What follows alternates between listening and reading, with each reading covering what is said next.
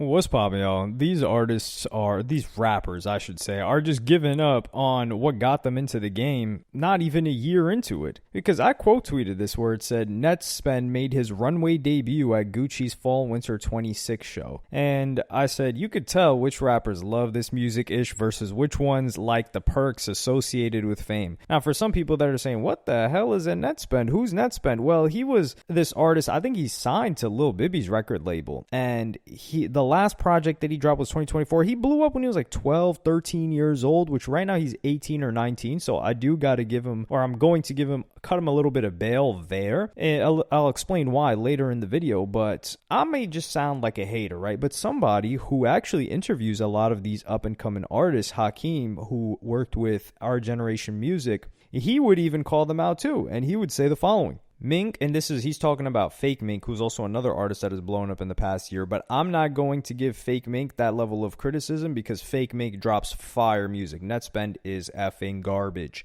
He says Mink most streamed song on his EP got a little over 2 million streams on Spotify. These young kids are so distracted, man. Demna, and that's the designer for Gucci. Tell these boys to get in the studio. We just need to move on from promoting optics. This is cool, but your community and music, the only thing that actually matters. And the music is the only thing that got you there in the first place. He says, Cardi seemed to be all y'all blueprint, but Cardi was performing at a fashion show. He ain't walk no fashion show till he was 2 albums in, coming off Die Lit. Trav ain't walk his show till 2025. And keep in mind, 2 albums in with Die Lit was already 4 years into his career for a Playboy Cardi. When we look at a Netspend, who also he got a deal with Vans. He's got a good person that's getting him those deals. But let's just take somebody who came up with Netspend, right? Like Osama-san. This guy, you could tell he's focused on the music. Now, is it because he's not getting these other opportunities that Netspend is getting? I don't know. He dropped like 3 albums last year. He dropped Psychotic. He dropped that album Jump Out. And then in 2024, he also dropped a couple of different projects as well. And not to mention, he's had a ton of his music leak. When you look at a Netspend, the reason why this disgusts me is because, number one, Netspend's got 1 million monthly listeners. There is an ocean of artists that are at a fraction of his fame in terms of getting these opportunities that got more than that. But the fact is, he dropped a terrible album at the end of 2024, and he hasn't dropped since. And it's not like this album doesn't have a hit song.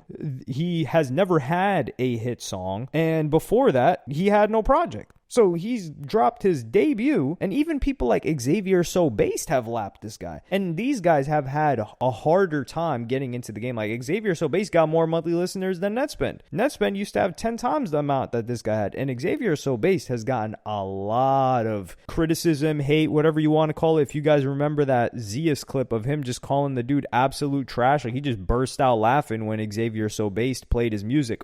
And I had that same opinion as well. However, I have not listened to Xavier So Based's new project that he dropped this year. So I will have to hold off on that before I can, or I'll have to check that out before I can give my updated opinion on him. But Netspend hasn't dropped anything to update my opinion on him, and he sucks. And this is the problem too, is Netspend's 18. He's been doing the music stuff. And I think when you're 18, you have all of this opportunity in front of you, and you're like, damn, I want to do music, and I want to do, well, he's not doing music right now, but yeah, I got this fashion stuff. I want to do this fashion stuff. This is cool. Okay, this is getting me paper over here, and you're losing track and sight of what got you there in the first place. And people like Travis Scott, they play this balancing act perfectly, which is Travis Scott post Birds in the Trap. Actually, no, it was between Astroworld and Utopia. There was a huge gap between Astroworld and Utopia, 5 years or so. And in that time span, Travis did a lot. We're talking about PS5 deal or PlayStation deals, Nike deals, just every single deal you could think of under the sun. And people were like, all right, Travis, well, you've depleted all of the stuff. You've depleted the meter that we're willing to tolerate before you give us what we're here for, which is the music. And then he comes back and then he delivers with something like Utopia, and then he resets and does it all over again. He did the same thing in the lead up to Astroworld. So that's somebody that's balancing it very well. And then you've got the opposite, which is Cardi, which is actually an example of somebody that does something that Netspend is not even taking into consideration, which Cardi has outright denied or rejected performances or not showed up to performances overseas where he was going to make money. And who knows how many opportunities have come across his table that we haven't seen in order to protect his brand, his not just his image, but his music. He's working on music all of the time. And that's something that a guy like Netspend needs to do. And I think this is the important part of having the right leadership around, or the right like manager, mentor, whatever you want to call it, when you're getting into the industry, but this is the problem. Sometimes they don't want to listen. And if they don't want to listen, there's nothing you can do. But with the right team, they're going to keep Netspend focused and be like, dog, you cannot take a year off of releasing music when you were never popping, you never had a hit song, and you were never lit. Like you just hit the big light, like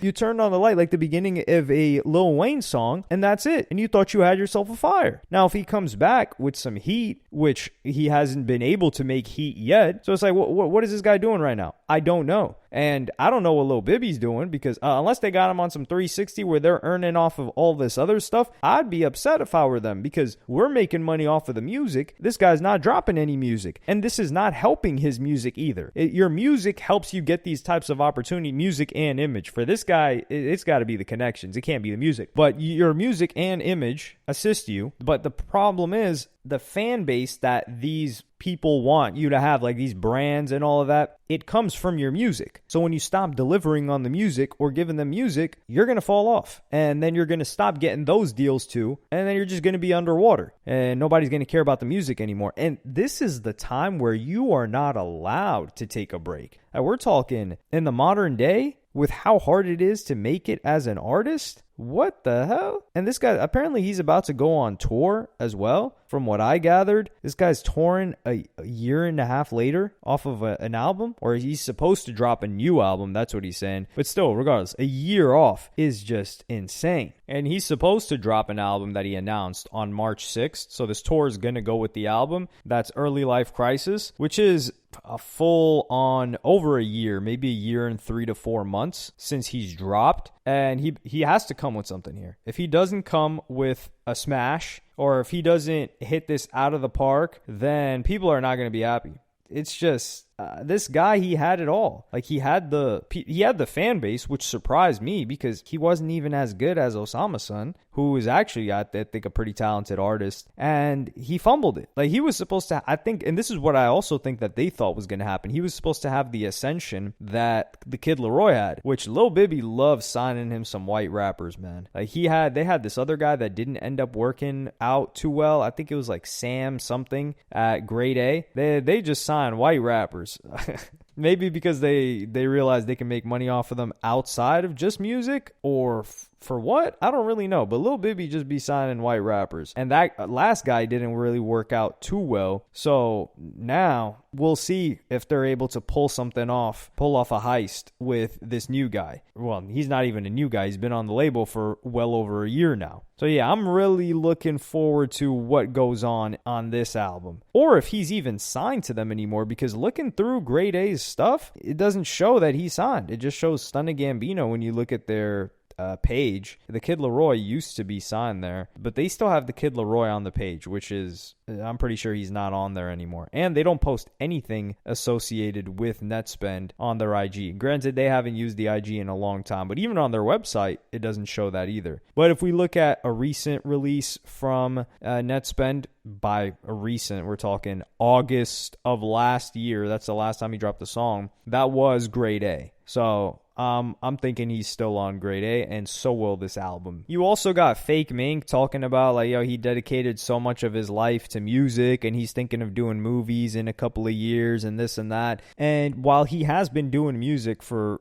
10 years or so, I think it's just such an amateur way to think of things when, dog, you've been doing music for 10 years. That is nothing in the grand scheme of, let's just take a Lil Wayne, my GOAT, as a perfect example. Lil Wayne was talking about, damn, I ain't getting no Grammy nominations this year. I guess it just means I got to work harder next year. This guy is so out of it and so competitive that he thinks he's still in the running for things like this, but that's a good mentality to have. But this guy's 35 years into the game. He's been rapping since he was like 6. 35 years into the game, still competitive, still constantly dropping, and still trying to put not only numbers on the board, but get recognition for it and emotionally feels like, damn, they're not putting respect on what I've been dropping. I'm going to go work a little bit harder. But you got people here talking about like, yo, I'm going to do some movies after they dropped a tape or two that people enjoyed. Yeah, you got one project. Like, let's see the longevity in your career. There are people that have been doing this for decades and they're still at the top of their game. Like, let's take a look at Anderson .Paak. Anderson .Paak's been doing this for forever. Kendrick Lamar, for instance, J. Cole, these guys have been doing this for 20 years, still at the top of the game. People like Fake Mink haven't even hit the top of the game, or they're on their like playground. And I say this